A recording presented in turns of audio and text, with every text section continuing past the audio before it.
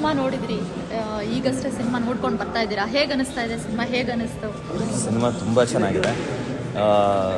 ಮೊದಲನೇ ಭಾಗದಲ್ಲಿ ಸಿನಿಮಾ ನೋಡಬೇಕಾದ್ರೆ ಎರಡನೇ ಭಾಗದಲ್ಲಿ ಈ ಥರ ಒಂದು ತಿರುವು ತಗೊಳ್ಳೋದಕ್ಕೆ ಅಂತ ಹೇಳೋದು ಬಹಳ ಕಷ್ಟ.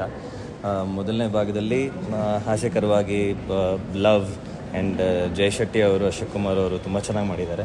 ನಿರ್ದೇಶಕರು ಎಲ್ಲರ ಕೈಲಿ ಭಾಳ ಚೆನ್ನಾಗಿ ಆ್ಯಕ್ಟಿಂಗ್ ಮಾಡಿಸಿದ್ದಾರೆ, ಭಾಳ ಸೂಕ್ಷ್ಮತೆಯಿಂದ ಸಿನಿಮಾನ ಮಾಡಿದ್ದಾರೆ.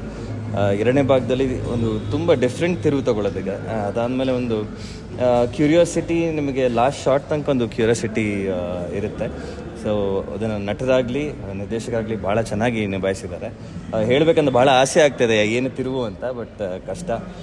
ಮಹಾಭಾರತದಲ್ಲಿ ಕೃಷ್ಣ ಅರ್ಜುನಂಗೆ ದಾರಿ ತೋರಿಸ್ತಾರೆ, ಇಲ್ಲಿ ಈ ಕೃಷ್ಣ ಅಶೋಕ್ ಕುಮಾರ್ ಅವರು ಅರ್ಜುನನಿಗೆ ದಾರಿ ತೋರಿಸ್ತಾರೆ. ಸೊ ಹೇಳೋದಕ್ಕೆ ತುಂಬ ಸುಲಭ, ಬಟ್ ಹೇಳೋದು ಬೇಡ. ಥಿಯೇಟ್ರಲ್ಲಿ ದಯವಿಟ್ಟು ಬಂದು ನೋಡಿ. ಆ್ಯಂಡ್ ನಿಮಗೆ ಪೋಸ್ಟರಲ್ಲಿ ಏನಾಗುತ್ತೆ ಅಲ್ಲ, ಟ್ರೇಲರಲ್ಲಿ ಏನು ನೋಡ್ತೀರಲ್ಲ, ಹಾಡುಗಳನ್ನ ಏನು ನೋಡ್ತೀರ, ಅದೆಲ್ಲದಕ್ಕಿಂತ ಹೊರತುಪಡಿಸಿ ಒಂದು ಒಳ್ಳೆಯ ಸಿನಿಮಾ ಇದೆ. ಸೊ ಬನ್ನಿ, ದಯವಿಟ್ಟು ಸಿನಿಮಾನ ನೋಡಿ ಸಪೋರ್ಟ್ ಮಾಡಿ. ಸರ್, ನೀವು ಎಷ್ಟು ಎಂಜಾಯ್ ಮಾಡಿದ್ರಿ ಈ ಸಿನಿಮಾನ? ನಾನು ಇಷ್ಟು ಮಾತಾಡ್ತಿರಲ್ಲೇ ಗೊತ್ತಾಗುತ್ತೆ. ತುಂಬ ಎಂಜಾಯ್ ಮಾಡಿದೆ. ಹೊಸ ತಂಡ ಬಂದು ಒಂದು ಹೊಸ ಪ್ರಯತ್ನ ಮಾಡಿರೋವಂಥದ್ದು. ಇವತ್ತಿನ ದಿನಗಳಲ್ಲಿ ಹೇಳಬೇಕಂದ್ರೆ ಕನ್ನಡ ಸಿನಿಮಾಗಳಿಗೆ ಒಂದು ಕೊರಗಿದೆ, ಜನ ಬರ್ತಾ ಇಲ್ಲ. ಸೊ ಈ ಸಂದರ್ಭದಲ್ಲಿ ತಾವೇನು ಹೇಳಕ್ಕೆ ಇಷ್ಟಪಡ್ತೀರಾ? ಹೊಸ ತಂಡಗಳು ಬಂದು ಅದೇ ಥರ ಸಾಕಷ್ಟು ದಾಖಲೆಗಳನ್ನ ಸೃಷ್ಟಿ ಮಾಡಿದ್ದಾರೆ, ಒಳ್ಳೆ ಸಿನಿಮಾಗಳನ್ನ ಮಾಡಿ. ಅದೇ ರೀತಿ ಸಂಭ್ರಮ ಯುಗೆ ಅದಕ್ಕೆ ಸೇರಿಕೊಳ್ಳುತ್ತೆ.